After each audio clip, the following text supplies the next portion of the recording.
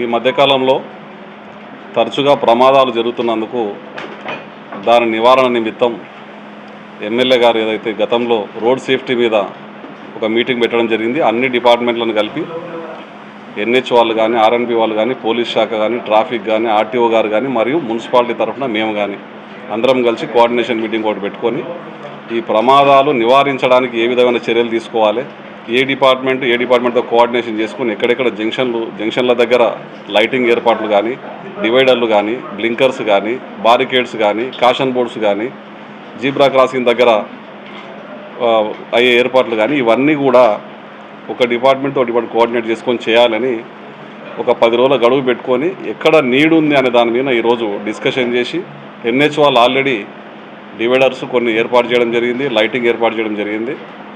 మరియు ఇంకా చాలా ఎక్కడెక్కడైతే పాయింట్స్ ఉన్నావో, ఎక్కడెక్కడైతే ఆ స్పాట్స్ ఉన్నావో ఆ స్పాట్స్ అన్నీ కూడా యాక్సిడెంట్ స్పాట్స్ అన్నీ కూడా పాయింట్అవుట్ చేసి అక్కడ మనం ప్రమాదాలు నివారించడానికి ఏమేమి చర్యలు తీసుకున్న దాని మీద ఈ మీటింగ్ జరిగింది. దీనికి ముఖ్య అతిథిగా ఎస్పీ గారు వచ్చిండ్రు, మరియు కమిషనర్ గారు, డిఎస్పీ గారు, ఆల్ డిపార్ట్మెంట్స్ ఏఈలు మరియు ఇక్కడ ఉన్నటువంటి పోలీస్ సిబ్బంది అందరూ కూడా హాజరయ్యారు. ఈరోజు గతంలో మేము పెట్టిన మీటింగ్కు ఈ రోజు వరకు ఏం డెవలప్మెంట్స్ ఉన్నాయి, నెక్స్ట్ మళ్ళీ 10 days తర్వాత 11th or 12th మీటింగ్ పెట్టుకోవాలని ఎమ్మెల్యే గారి సూచన మేరకు ఈ మీటింగ్ కండక్ట్ చేసినాం. చాలా అన్ని డిపార్ట్మెంట్స్తో మాట్లాడి డివైడర్స్ ఎక్కడెక్కడ వేయాలనే దాని మీద ఒక క్లారిటీ వచ్చింది, లైటింగ్ ఏం చేయాలో క్లారిటీ వచ్చింది. మున్సిపల్ పరిధిలో మేము చేయాల్సిన అంశాలు ఏవైతే ఉన్నావో వాటిని కూడా ఇమీడియట్గా చేయడానికి ఫండ్ రిలీజ్ చేయడానికి దానికి కూడా మేము సానుకూలంగా ఉన్నామని చెప్పడం జరిగింది. వాటన్నిటిని మళ్ళీ ఒక 10 రోజుల తర్వాత ఏ విధమైన చర్యలు తీసుకున్నామనే దాని మీద మీడియా మిత్రులకు తెలియజేస్తాం. ప్రజలు సురక్షితంగా ఉండవలసిందే మా బాధ్యత. కాబట్టి షాప్స్ కూడా ఎప్పుడు ఎన్ని గంటలకు క్లోజ్ చేయాలి, ట్రేడ్ లైసెన్స్లో ఏముంది, బార్లు రెస్టారెంట్ ఎన్ని గంటలకు క్లోజ్ కావాలి, చిన్నపిల్లలకు వాహనాలు నడపడానికి ఇస్తున్నారు కాబట్టి వాళ్ళకు అవేర్నెస్ ప్రోగ్రామ్స్, కౌన్సిలింగు, మేజర్ అయితే కానీ బండ్లు ఇవ్వకూడదు, మైనర్లకు బండ్లు ఇస్తున్నారని చెప్పి దాని మీద కూడా స్ట్రిక్ట్గా అవేర్నెస్ ప్రోగ్రామ్స్ కండక్ట్ చేయడం అని కానీ ఈ విధంగా ప్రతి ఒక్కటి కూడా మన మామ్నార్ కార్పొరేషన్ పరిధిలో నియోజకవర్గంలో ప్రతి ఒక్క కుటుంబం సురక్షితంగా ఇంటికి చేరుకునేటట్లుగా రోడ్స్ సేఫ్టీగా ఉండాలి. దాంతోపాటు అవేర్నెస్ ప్రోగ్రామ్ వాళ్ళు కూడా జాగ్రత్త పడాలి, వాళ్ళు కూడా హెల్మెట్ ధరించాలి. ఈ రకరకాల బండ్లు బైకర్స్ ఏవైతుందో వాళ్ళకి కౌన్సిలింగ్ ఏర్పాటు చేయాలి. హెవీ వెహికల్స్ ఉన్నాయి వాటికి కూడా రేడియం స్టిక్కర్స్ ఏర్పాటు చేయాలి అని చెప్పి ప్రమాదాలు నివారించడానికి ఏ విధమైన చర్యలు తీసుకోవాలో అన్ని చర్యలను కూడా కూలంకుషంగా డిస్కస్ చేయడం జరిగింది.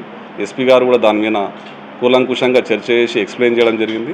అన్ని డిపార్ట్మెంట్స్ మళ్ళీ 10 days తర్వాత కూర్చొని ఇంప్లిమెంట్ ఏమైనాయి, ఏమేమి చేసినాము, ఏం చర్యలు తీసుకున్నాము, ఎక్కడైతే ఎలక్ట్రిసిటీ ప్రాబ్లమ్స్ ఉన్నాయి, ఎక్కడ లైటింగ్ లేదా అన్నిటి మీద కూడా మేము ఈరోజు చర్చ చేసుకున్న దాని మీద అప్డేట్స్ అన్నీ కూడా మళ్ళీ 10 days తర్వాత ఇస్తాం.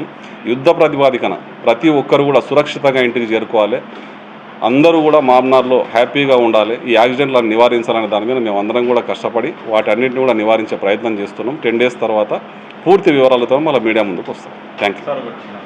ఇప్పుడు మన పాలిటెక్నిక్ దగ్గర అండర్ బ్రిడ్జ్ ఉంది కదా సార్, అక్కడ నుంచి రోజు హెవీ వెహికల్స్ బెంజీలు రాంగ్ సైడ్లో యూనివర్సిటీ రోడ్లో రాంగ్ సైడ్ పాలిటెక్నిక్ బస్సెస్ అవి తెల్లవారుజామున కాకుండా ఈ 8-9 గంటల ప్రాంతంలో ఇప్పుడే మా కమిషనర్ గారు చెప్పిండ్రు, ఒక 50 లక్షలు సీసీ కెమెరాల కోసం కేటాయించడం జరుగుతూ ఉంది. ఆ ఏరియాలో కూడా సీసీ కెమెరాలు పెట్టి అటువంటి వారిపై కఠిన చర్యలు తీసుకొని డిపార్ట్మెంట్కి మేము చెప్తా ఉన్నాము. ఆ టిప్పర్లు కానీ, బెంజులు కానీ, మట్టి వెహికల్స్ కానీ అక్కడ ఉన్నటువంటి నివాసం ఉన్నటువంటి వాళ్ళు మాకు కాంప్లైంట్ చేయడం జరిగింది.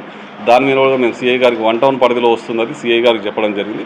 దాని మీద సీసీ కెమెరాలు పెట్టి టైమింగ్తో సహా మేము తీసుకొని వాళ్ళ మీద కఠిన చర్యలు ఉంటాయని చెప్పి మీడియా ముఖంగా తెలియజేస్తాం. ఈ మైనర్లు వాటన్నిటి మీద స్పెషల్ డ్రైవ్ చేయాలని చెప్పి ఆర్టీఓ అధికారులకు, పోలీస్ అధికారులకు, ట్రాఫిక్ వాళ్ళకి చెప్పినాం. ఖచ్చితంగా దాని మీద తీవ్రమైన నిఘా ఉంటుంది. అట్లా చేస్తే తల్లిదండ్రులను కూడా కేసులో పెట్టే ప్రమాదం ఉంటుంది. కాబట్టి వాళ్ళకి ముందుగా మొదటి వార్నింగ్గా కౌన్సిలింగ్ చేస్తారు. రెండోసారి మాత్రం తల్లిదండ్రులను కూడా ఆ కేసులోకి తీసుకోవాల్సిన అవసరం ఉంటుంది. అందరూ జాగ్రత్తగా ఉండండి. ఏం చర్యలు తీసుకున్నా సరే మీ కుటుంబాలు హాయిగా ఉండాలని తీసుకుంటున్నాం. కాబట్టి వాటన్నిటిని దృష్టిలో పెట్టుకొని ప్రజలందరూ కూడా సహకరించాలని కోరుతా ఉన్నాం. Thank you.